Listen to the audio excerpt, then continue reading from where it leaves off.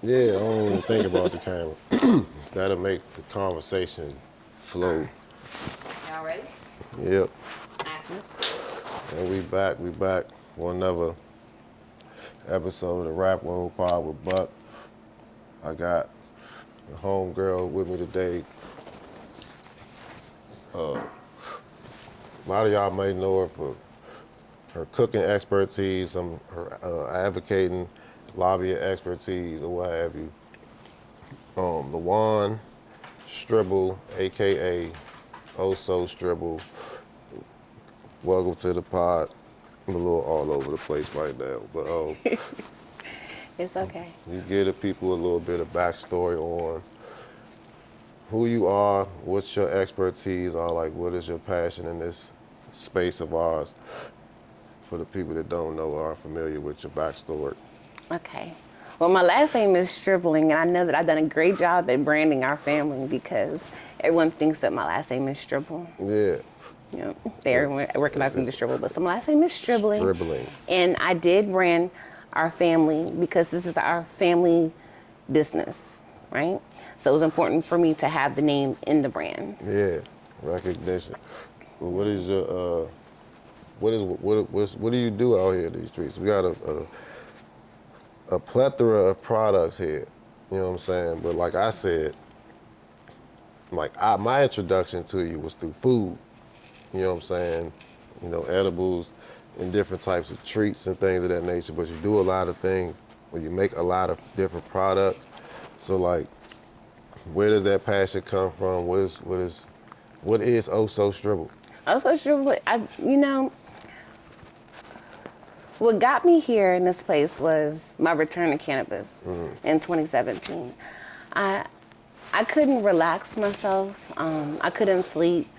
And I was yelling at everyone in my house because I had severe anxiety. Okay. I went from like a household of 3 people to a household of 8 people. That's a big switch. And I'm also running a full-time licensed daycare Right. at home. There's more people. More people, more things, more of every fucking thing. Yeah. And I told my husband somebody was going to die if something happened.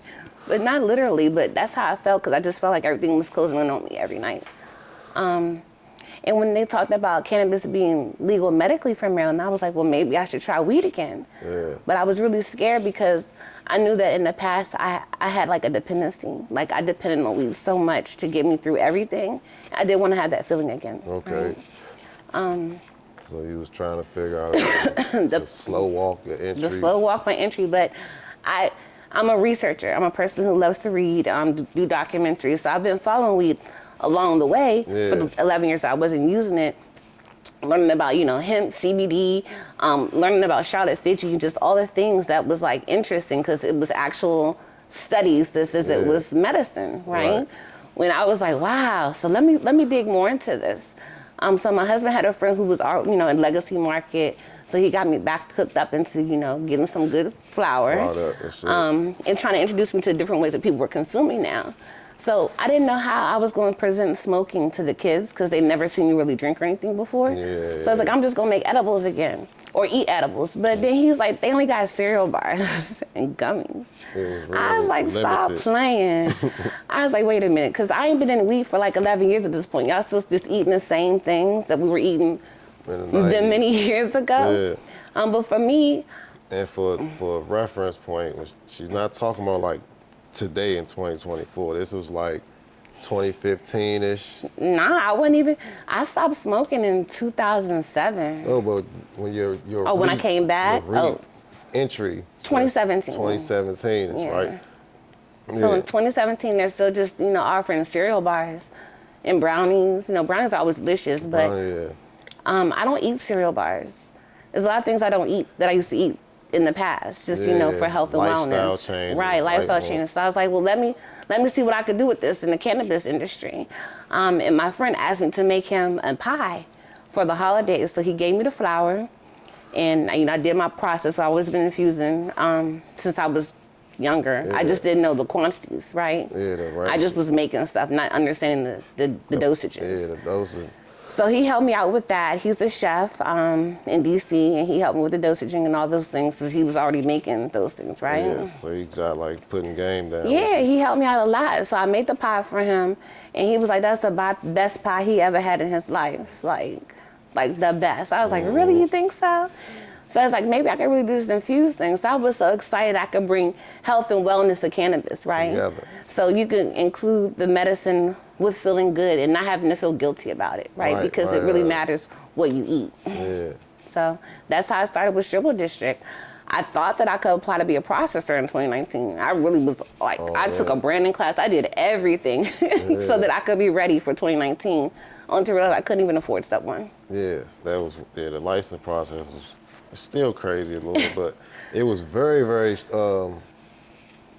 wasn't, It's there was just no way. easy path in the early rollouts. You had to have like, the money for the license was, you know, I don't even know what the fee was, but you had to have a building physically. You had to have the physical location. Location set up. Yeah. But not be operational. But not be operational. You had to have the building for a location for a spot that you're not supposed to be operating. With the security and everything in place. Fully built out. You're paying on this. Ain't no fucking you know what I'm way. saying? Then you have to have like a certain amount of money vetted in your accounts, and like it was a very stringent process. So I couldn't believe it. So, that was more of my fight too for freedom because I'm like, you all have been criminalizing us for so long, and but you're kicking us out still. Kicking us out the door. Right. So I was like, that's some bullshit. So I really got into, my advocacy work for we could have home grow because I wanted to feel safe at home. Look over your shoulder and whatnot. So I just really, it's like this is something I felt like I was destined to do since I was younger, but I didn't know how to be an advocate or lobby, right? Yeah. So I just started showing up, attending webinars because we're talking about COVID year now, so everybody's at home doing web shit. Yeah, everybody's interested. So I was like, let's make it happen. This is my lane because I'm an introvert. I don't have to be in front of your face. Like to come outside and yeah, I could do this from the computer. So I started my advocacy work really through webinars and just showing up at city council meetings online. And that got me started. It helped me to feel more comfortable to speak my piece. But that's still important, even though, like, you're saying you're an introvert. You probably had anxiety about being around crowds or strangers and things of that nature. And you're trying to show your passion and be helpful, but even though you may or may not be able to go in person, you still did what you could, like online, send an email or two, things of that nature. All that shit is valuable. It is. And testimonies too. And that's very, very easy. Just, write and submit. Send an email. Register. It's a regular email. I think it's more so of being in the loop of knowing when these things happen. That's the important part too, because it's so much. It's very overwhelming, honestly. Yeah, and they do a lot of this stuff during the daytime when people are at work. So and that's part of the plan, though. Participate with. I mean, it's their job. They're like, I'm at work, so I'm doing. Yeah, but they're getting paid for it. They're getting paid to be there and do those things. But for us, the regular people, especially one who don't have access to capital, you at work all day. You got to take off to participate. You have to take off, unless you're losing money, unless you also having issues with your employer. Because who wants to have someone who calls in? All the time. All the time. Excuse me. So, I mean, that's why I think it was so important for me because I was able to do those things being at home, right? Yeah. Especially with my home-based daycare. Once I opened back up, I still could do things with the kids because I only had 2 after COVID that came back, but their mom was okay with them coming with me. So they came with me to rallies and all those things. Oh, yeah, that's cool as shit. Yeah, being active, rallies and all of that. How do you feel how do you feel is there any progress being made with some of this lobbying and advocating it? Because we, in my opinion, I think it has merit. It works when it's being consistently done, and we don't have enough consistent support from the community. I agree with you. But what I realized and observed is we have a vicious classism issue here, especially in Prince George's County. PG is a little crazy. So depending on where you stand financially will depend on how much support you receive in your advocacy work. Yeah, but I'm saying as far as like us, Not like, so Oh. like there's a handful of people that actually show up and do stuff Yeah. consistently. And then there's a sea of people that complain about the shit. I also notice in this space too, though, that we have people who are opportunists. It's a lot of, that's me. Right, so it's people who portray that they're here for community, but they're just here to use you for what they can get from you to move on, right? They just chase a narrative and they're not really committed to The fight work. of the Right. work of the narrative. Or whatever. Taking from people what they can so they can grow, but not focusing on how it's still damaging the community. Yeah, so we got a lot of issues that need to be fixed. But I mean, I don't know. I be trying to stay hopeful, but the longer this shit drags out, it's like, what the fuck are we doing? Well, you know, I told y'all I banned Maryland cannabis July 1 because when they rolled out the social equity process, it excluded me off the top. And we're talking about how can I be excluded from a fucking social equity application? The zip codes scenario. The zip codes is because I didn't go to public school, and also the arrest records, right? So if you go by the DC zip code, DC been legal since 2015, so they don't have a high arrest number. Right. So they excluded my husband and myself, and he lived in Northwest all his life. I lived in Northwest till I was 7 years old, but then I was a homeless teen in a waterless state. So how can people under these circumstances not qualify? Man, I feel like a lot of motherfuckers feel like we're on the same page with it. They should have just let people apply and let the cream of the crop rise to the top so that I think that they didn't look back how far we have been affected by prohibition. they went back 10 years. I believe the high school shit went all the way back to, because I didn't graduate in the last 10 years, so they took my high school records, but the verification process took some longer than others. And then some of the schools that people went to that would have qualified are no longer there. Mm-hmm. So they can't verify that they went to that school. We went through that process too. You know what I'm saying? So it was a mess to me, and you can't please everybody type scenario, but if you give, it's just a matter of exclusion, though. Yeah, because directly we're still affected. Like my husband is still affected because he ate an edible when on vacation, so he's still affected for work because of prohibition. He was put on a 90-day work unpaid prohibition. I don't think any of that stuff is going to change. So I went to the meeting. Well, the schedule will change. They said, I don't think that'll change it. Because that's a private industry. So they go through the government, though, so you have to think it's because of the federal government. If the job itself, though, like they were lobbying for that when they did the first rollout or whatever. That's They're who still showed lobbying up. for it. I think the people who showed up the most outside of the hemp industry when they was doing the meetings in like 2022 around that time or whatever.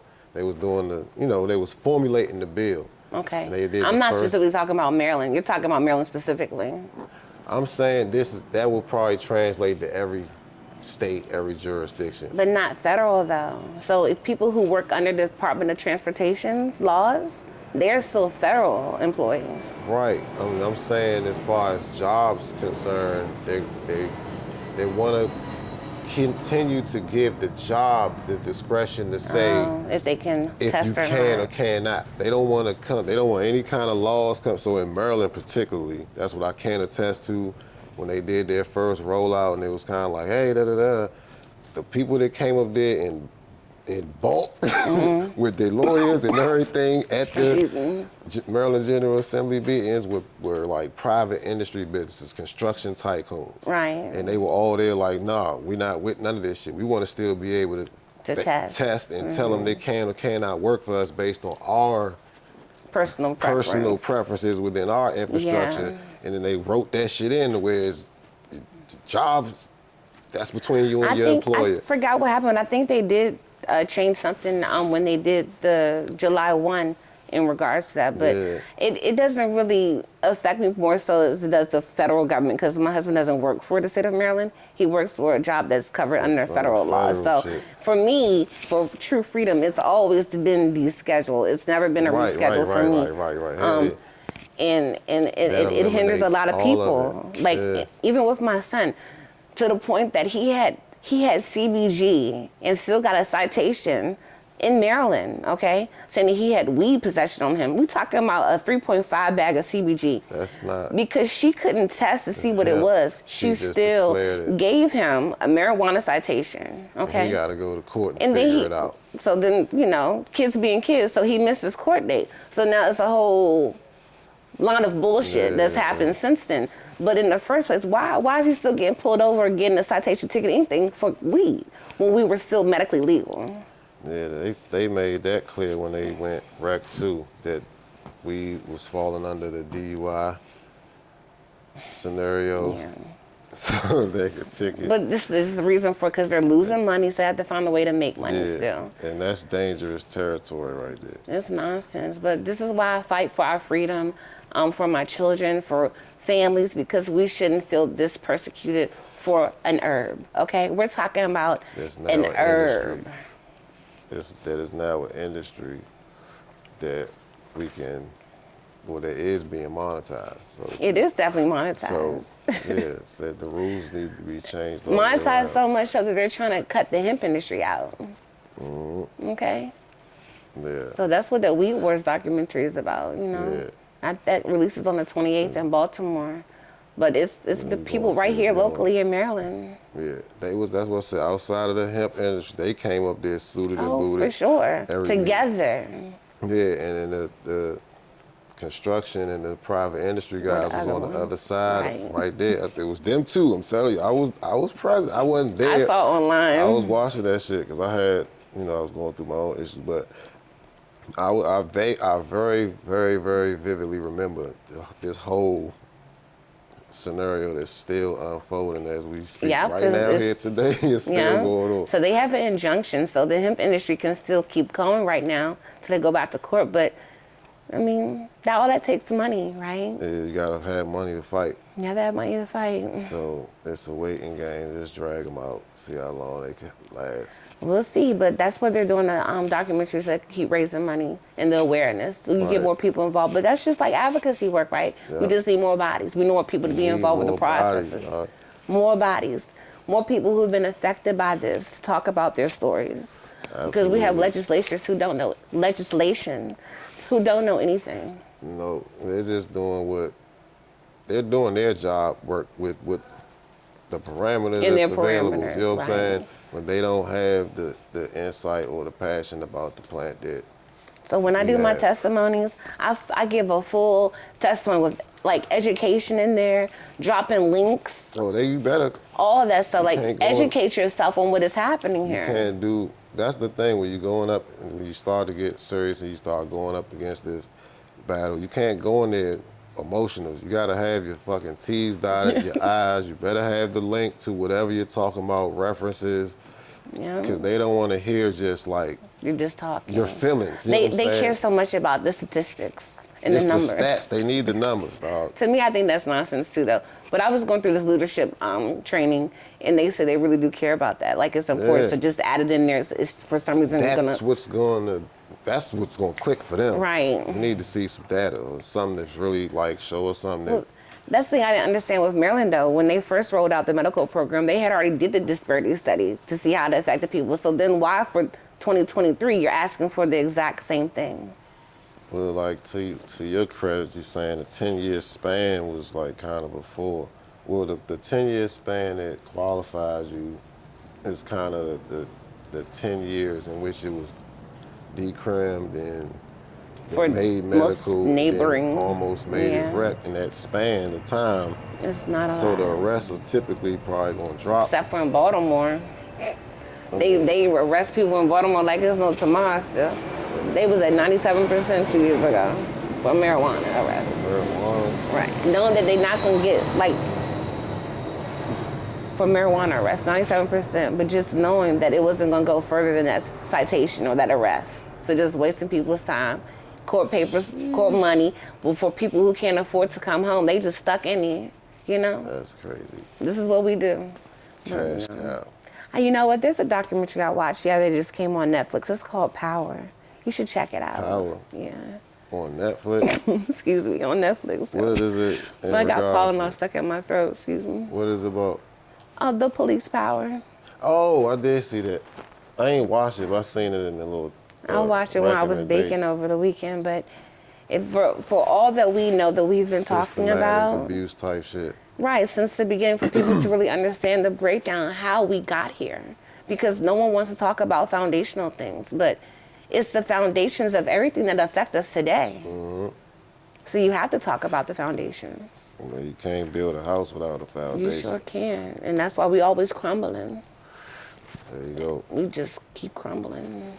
Ooh. People think that the money they make is going to make it better, but that just, that's what the whole fight with the World Bank is about, the divide between the rich and the poor. It just keeps growing every year. Well, they need the gap to capitalize, so that's not... That's the problem, though. There's no money in everything being this close together. We need the gap. My question is, for people who have all the wealth, how does that make it better for anything, though? Like, because you will die. And then especially for ones who don't have children, because there's plenty of millionaires out here who are no children. Yeah. So all that money's going to go to the bank? Or their kids don't like them. So, like, I'm just saying, so what is the point? Like, what is your ultimate goal to just keep taking while you're observing this suffering? To obtain everything. But you already have it. I think it's a different energy right now in our country. So, like, there's a shift that a lot of people are kind of not present, full mentally, but that was also planned too. Yeah, that's what I'm saying. It's being acted out right now. Like, we're seeing it, but yeah, it's a wealth gap. You know what I'm saying? Definitely, and that's why we as parents have to be the first educator for your child, right? Because they have to understand what's happening in the system that we have to put them in if you're not able to homeschool, right? Everyone doesn't have the ability to homeschool. That takes a lot of patience. Most people don't. And then again, money. So if you homeschool, how you going to make money? Yeah, most people, work too much to even really pay attention to what their kids are even doing. Like, the system is raising your child, not you. Wake up, put them in. A lot of parents are probably at work before the kid is off to school or vice versa, you know what I'm saying? And then by the time you get home from work, the kid has already been home from school for an hour or two, maybe longer. So that's why I chose to make a lot of sacrifices so I could be home. Yeah. Like, I thought that it was the thing to do was, just work all the time, make this money and, do the title ladder climb, right? Yeah. Go for all these titles so I could get more income. But as a single mom, it was difficult because I didn't have a support system. I didn't have someone who can go pick up my son or who could be there for him. So that was me having to do everything, right? So I had to read my handbook and find the alternate work arrangements that I could request so that I could leave work early so I could get there to get my son from school. So it's things that we have to do or that you choose to do depending on how your life would be, right? So I had to choose then, is this really going to be my path for life? Because it wasn't happy. Like, I was depressed every day off the bullshit. Not just that part, but the bullshit I had to deal with in corporate America, Yeah. Straight bullshit because I didn't have a college degree. Right. So people I was nothing, but I could do more in this office than you can with your degree, right? Right. But I wasn't respected. So I had to choose, do I want to stay this path or do I want to be happy, right? And go my own way, find my own path. And that's what I chose, but I had to go to therapy to get there. I really had to work on me because I have so much trauma inside of me from when I was a kid, right? Yeah, where did that come from exactly? Well, to begin, I was born with it, because we already have it naturally, and it's by way of chattel slavery. Aside from that, redlining in your community, the raising of taxes put pressure on our families, right? Most of our parents were selling drugs and stuff, or end up being addicts. And, you know, that was my family situation. Like, my mom and dad had an abusive relationship when my mom was pregnant with me. So, you know, it's trauma after trauma after trauma from the beginning. Yeah. And then I didn't get raised by my mom. So the trauma of not having a mother, like, through my whole life. That's some more shit. More shit. Then, you know, not understanding that my father had his own rough life growing up, that he didn't really understand how to do things to nurture young children growing up. Yeah. So it just was a lot that was packed on for me at a young age, right? That, you know, that I just thought was life, because that's all I dealt with every day. Until, you know, I've been on my own since I was 17, so I got to see a lot of things. Like, literally, homeless on my 17th birthday.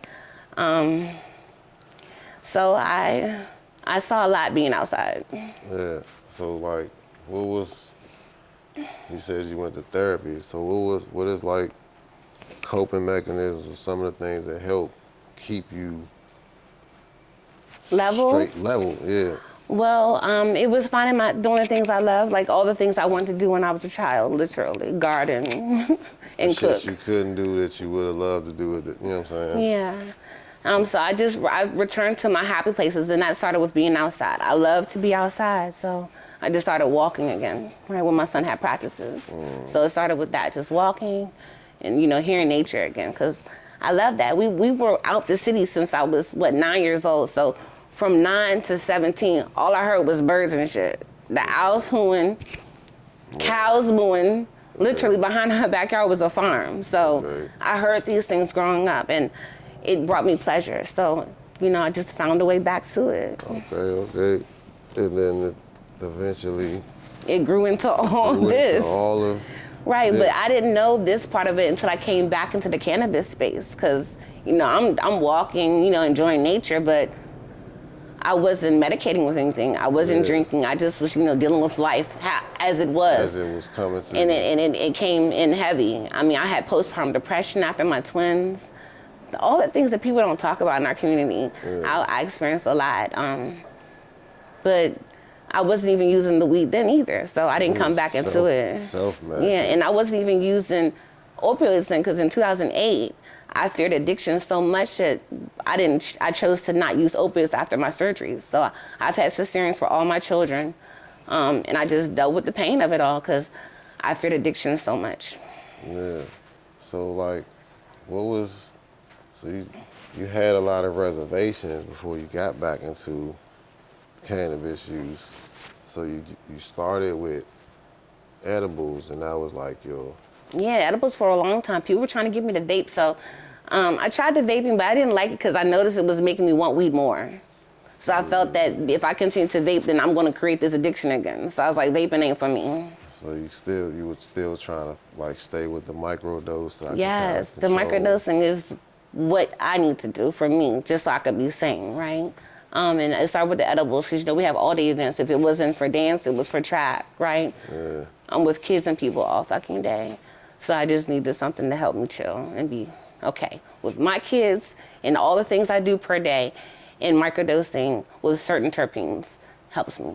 And I learned that when I went into my studies of really, really understanding cannabis. And what is that, myrcene? No, myrcene can't do that for me. That's for my bedtime. That's for your bedtime. What are the terps that helps you out? Mostly is the beta-carotene. Carotene. Yeah. It's that I look for that, high in that and everything.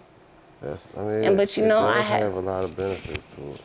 It's that. I love the limonene too, but mainly the beta-carotene. But I have to have the myrcene too to help me when I'm ready to come down. Yeah. That's to help me relax. Where did the cooking part come from? When did you get sweet in the kitchen? Forever. You've always been. I've always loved to cook. I begged for an easy bake oven when I was like 8 years old. I just wanted to cook and bake, but I used to watch my grandmother make the macaroni and cheese for our holidays, and it just smelled so good to me. And so I just was always interested in cooking. Then through that process, I mean, my dad raised my sister and I, so, you know, he was at work a lot, so we had to cook. And it was mainly me doing a lot of the cooking, so I started at a young age, maybe 12 years old, but we've been shucking corn, breaking green beans, all out, making salad, making things outside like the Senti. I mean, all those things since I was little. I didn't realize that it's because it was in our family background. Yeah. I didn't learn that until much later in life. You went back into your... Right. So like 2014, I think I started that journey to learn my ancestry because I wanted to just understand more. I've always been curious to know who I was as a person, being a black person, a melanated person is what I usually say. Right. Because I was persecuted for being the color I am and how I looked at school every day. Told to go back to Africa, called me niggers all the time, spray painting this shit on our street. What county was this? Prince George's County. This was in Bowie, Maryland. Oh, yeah. This was in Bowie, Maryland from 1985 is when we moved there. Okay. So from 85 to I graduated 8th grade, I dealt with that bullshit. Yeah, PG was not always all black. Bowie wasn't always all black. Bowie definitely was. Bowie was super white. Yeah. Like I saw a cross burning in someone's yard. When you was when I was a kid, yes. Yeah, right. This is the charm you don't realize you have until you revisit things later on in life. But it was bad. It was bad to the point that I was encouraged to research everything I could about us. Yeah. And we didn't have internet then, so that meant reading. Yeah, we had a whole encyclopedia set at home, so I was an encyclopedia person. We had to read. It was a part of our everyday summer requirement. We had to write about what we read, right? So I dug into encyclopedias and read about every brown person. Good shit. And that really got me into, understanding what we don't have and why, right? So then when I turned 18, I chose to not be Catholic anymore. Okay, so that was a big step because my whole family is Catholic. I went to Catholic school and they all Catholic, but my father never went to church with us. He would make us go to church because I guess that's how he got his discount for tuition, but he would never go. And I didn't understand, how come you never go? But then I got older and got to understand. In my second senior year, I took African American Studies class. They had it as an elective at Largo High School, and that opened me up to Kemet. Kemet. Okay. So that's everything, right? So when you learn that, you're just a whole different person. Like, you can't tell me shit about you because I know I was here first. And that's how I carried myself since I was 18 years old. Right. Powerful shit. That's how you should, though. That's where they hide all the information at. In books. In the book. Because they know you motherfuckers ain't going to read But that was purposely done so, too. Everything is like a system, it's purposely done so. But you have to, I call myself, I'm outside the matrix, right? Because I don't do shit that society does at all. If society does it, I ain't doing it. And that's just how I am, because I learned it's better for me to be that way. Wow. And you learn more, and you can see things, and see people. Absolutely. So what we got here, what kind of products you got for us, Stribble? All right, well, that's the organic infused honey. I love CBG. I don't know if you know that or not, but CBG I am a cancer survivor. I had thyroid cancer. I had my surgery in 2021. And I think that CBG helped to make it visible and also to help me remain cancer-free.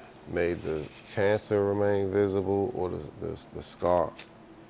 I don't have a scar, no. I used my cream for my scars, but I'm talking about to make it be like my neck started to bulge out, like the bulge came out my neck. Yeah, that was, explain that. You said you was using it for the cancer, the CBG. When I learned about the terpenes and stuff and the different cannabinoids, it wasn't just a focus on THC for me. So it was like, what all can the cannabinoids do together to work for me? Oh, so I learned that we have a history of cancer, high blood pressure, diabetes in our family. So just trying to find those properties to help address those issues is what I was more interested in, especially because I'm an energy person. I need something that's more high energy. CBD is more like a relaxant, and I do too much to be relaxed, right? So I really focus on CBGs to keep my energy up. Right. But using that with the THC, I really feel like coming back to cannabis in general pushed the cancer out my neck. Gotcha. You know what I'm saying? So, because I had known since my son was 12 years old that my thyroid was she told me to just watch it. So my physician has since retired, but I have a new nurse practitioner, so she was amazing. So this was all during COVID year. She was like, your neck is getting really big. We go get that checked out. So I had to go for the biopsy. Well, first the ultrasound, then the biopsy, and then realized it was something. Gotcha. So the doctors knew that I wasn't doing opiates, so no, don't give me no opiates or nothing like that. That I used the herbs, and I've been using herbs for a long time now. That was very helpful. Yes. Sure. You know, but I'm already used to dealing with pain because the post surgeries, I wasn't taking opiates already. So I felt like it was better for me to use just a natural way to heal. And I used cannabis and other herbs. That's what's sad. That's fucking documentation. Yeah, it is. I am a living guinea pig. I tell people all day long. Exactly. Because these things work for me. It worked for my family. Not just this part of it, but the healing aspect of it all. Like going through depression. Like my husband hasn't drank in 2 years. Okay, like by choice. By choice. He hasn't drank in 2 years, and he can't use THC cannabis anymore. But when he was off work, he was like eating a cookie or whatever because he wasn't working. But we use hemp for him too, and he can still, do the things like relax, chill, take the edge off, and not feel like he has to take a drink. Exactly.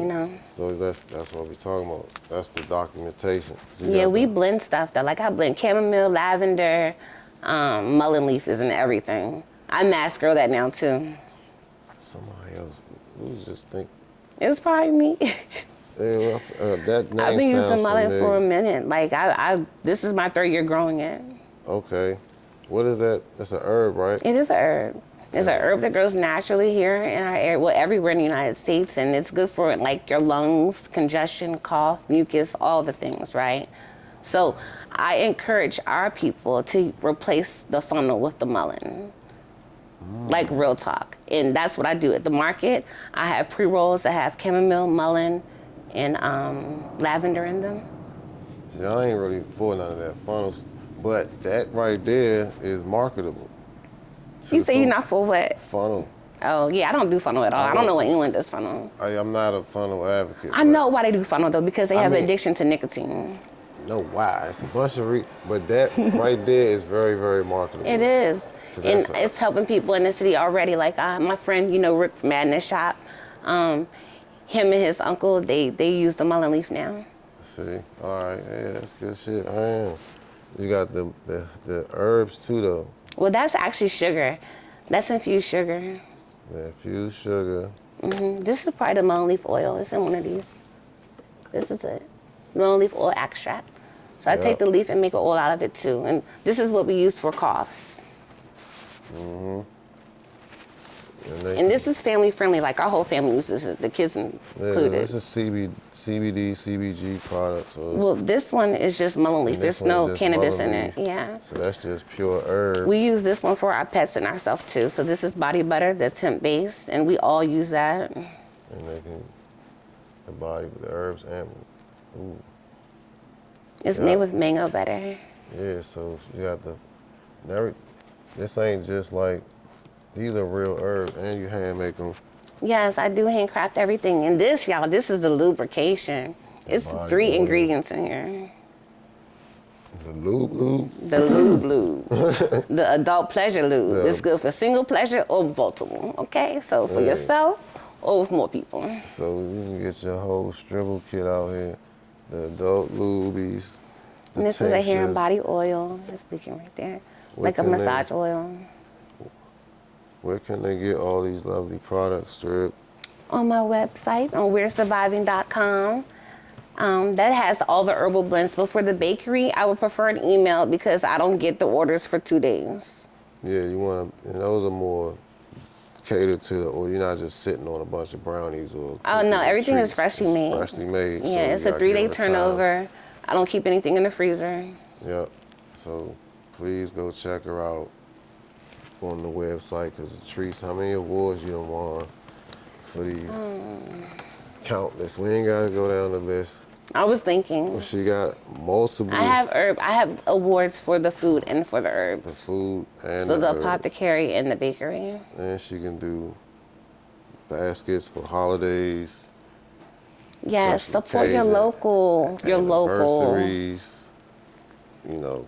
All the things. Father's but I Day, make it look beautiful Mother's too, Day. because I think that everything should be custom, right?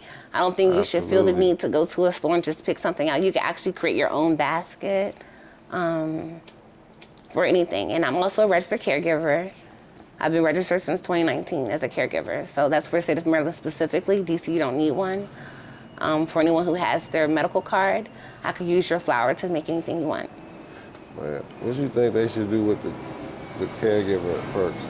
I have no idea what they're gonna do with that. Like, do they even care? Really, I don't think they even give a fuck about that. They don't, but they purposely limited you though. You know, you can only have 3 under your caregiver patient list. That's also, well, I mean, okay, fine. You can only have 3. 3 people. 3 people.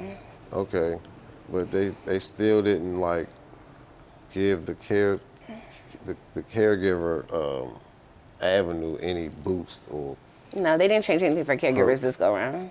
No one even mentioned it, honestly. No, that's kind of. I don't care. They could just let us stay how it is for right now before they try to make people do other things, right?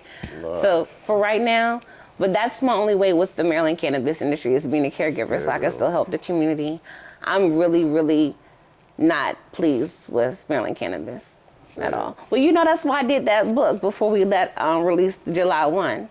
I made a focus for everyone that, you know, was legacy here in the Maryland community before they went legal to know who we are, right? So you can never forget that this is what it was before legalization, okay? Definitely did. It's time stamp. Right.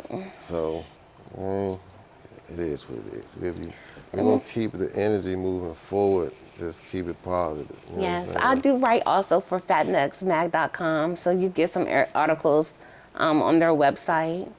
Some of them are printed. I have a few printed articles, which makes me feel so good. They also did my first recipe in their magazine, too. Oh, shit. Oh, yeah. Well, that's a big up. We need to get you on some of our events coming up, too. That's the thing, the planning, right? Yeah. We got time.